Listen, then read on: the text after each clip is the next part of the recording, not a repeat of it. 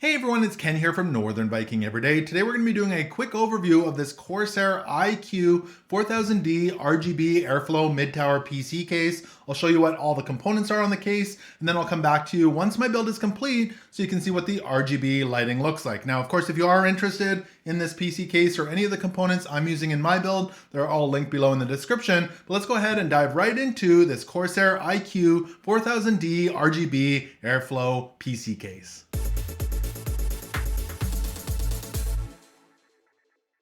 So let's start on the front of the Corsair iCUE 4000D RGB Airflow mid-tower PC case.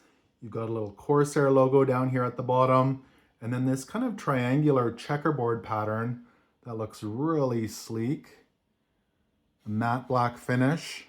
And Corsair says the front of this is optimized to deliver massive airflow to your system for maximum cooling. So air can come in on the sides in here as well as straight down the middle. And this cover is removable for easy access, so that just pulls off like that. And then you've got your dust cover back here, which you can easily remove for cleaning as well. And then you've got your 320 millimeter RGB fans. And those are removable as well with the 4 screws in the corner of each one. On the top of the case, you've got a really nice removable magnetic dust screen. You can just pull it up by the yellow tab here and remove that. And under here you can see the mounting locations for your AIO cooler or for additional fans. And this has that really nice triangular checkerboard pattern on it as well. And then our main IO here. So we've got our main power button right here. And then we've got a USB 3.2 Gen 1 USB-A port. Really like the yellow accents on this case. Then we've also got a USB 3.2 Gen 2 USB-C port. We've got a 3.5 millimeter combo microphone / headphone jack. And then we've also got a reset button over here on the end as well. On the back of the case here, you can see that there's a spot on the inside for an additional 120 millimeter fan. This case did not come with a fan on the back. It's also got that triangular checkerboard pattern and the cutouts here for the screws to mount that fan. And then we've got our motherboard IO cutout here on the back as well. And then a little further down here, we've got the removable plates for installing your graphics card, as well as any other accessories you want to add to your motherboard. Then off to the right, if you do want to have a vertical graphics card, it's already pre-cut out for that as well. There's some thumb screws here for removing those covers. And then down here at the bottom, of course, we've got access to where we would have our power supply, so where we would plug in our PC. Just a quick look at the bottom of the PC case. There's rubberized feet so it doesn't slide around. And then we've also got a dust screen here for our power supply that's easily removable as well. So the tempered glass side panel is easily removed. You just loosen off, again, these thumb screws and it pulls out towards you. I really like that you're not sliding it back and it pulls out towards you, and then you can easily lift it off just like that. Inside the PC case, that triangle pattern continues down into the power supply basement. Again, those removable plates for a vertical GPU, and then the ones here for a horizontal GPU. The nice thing is these have thumb screws on them, so you can remove them or put them back in. As some PC cases, these have to break out, so it's nice when you can put them back in. Now you've got big cutouts here for your cables at the bottom, so those are nice and large.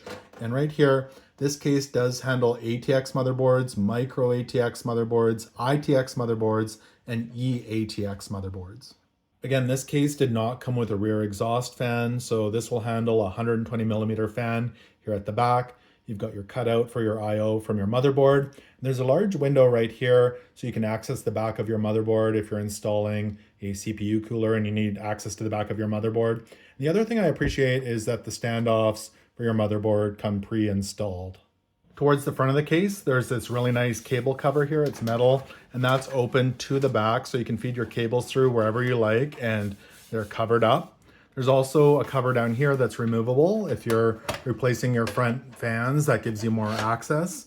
Now, if you're wondering about front fans as well as radiators, on the front here, again, it can handle 320 millimeter fans like what's on there right now, or 240 millimeter fans.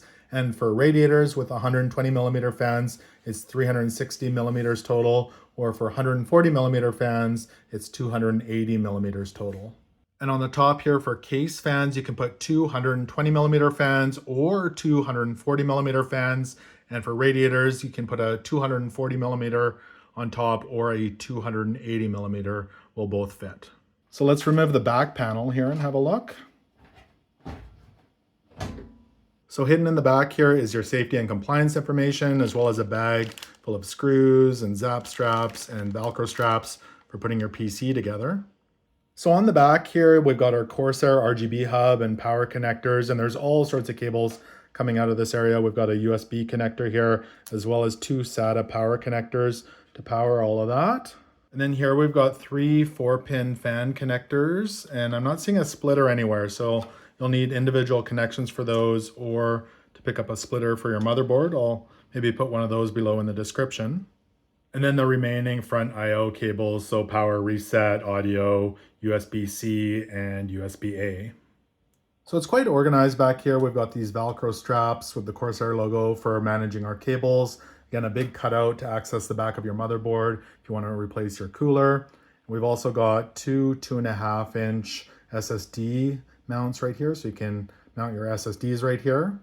And then down in the basement here, we've got 2 trays, and these will hold 3.5-inch hard drives or 2.5-inch hard drives or SSDs. And this whole kind of system here is removable if you want more space for your cables. We've also got our spot for our power supply here, and there's little rubber gaskets here to help keep down the noise from rattling, that sort of thing. So that's the PC case. I'm going to go ahead and set up this PC, then I'll come back to you so you can see what the RGB fans look like.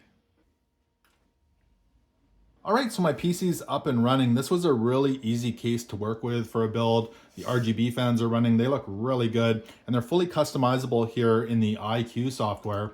I can go in here and I can see actually this turned red. I can see that's port 1, this one's port 2, it's yellow, port 3 is green, etc. So really easy to distinguish between your fans. If you don't want any RGB on, you can turn down the brightness to 0. That'll turn off the RGB, which is really nice. If you don't want that, you can even check for updates of your firmware in here. Now from there, we can actually adjust the lighting here. So you can change it here. There's a lot of effects. It's currently on watercolor spectrum. So a lot of different colors that are available. A lot of presets. So you can go with color pulse. There's color shift. I'm not going to go through all of these, but you can see what they look like. Color warp. Some of these you can adjust the speed with, for example. Color wave, so you can select different colors as well if you like, so red or blue. You've got marquee, rainbow wave, so a lot of different options there. Now if you are wanting a static color, you can come down to the bottom here under custom, and there's a static option. Again, you can select whatever color you want, so red or blue, green, etc. Works really well for customizing your fan. So really nice fans in this. The PC case, again, was really easy to work with and really happy with it so far. So hope this closer look at this Corsair PC case gave you value. If it did, make sure to give this video a thumbs up and hit that subscribe button so you don't miss out on any upcoming videos. Thank you so much for watching, and until next time, take care.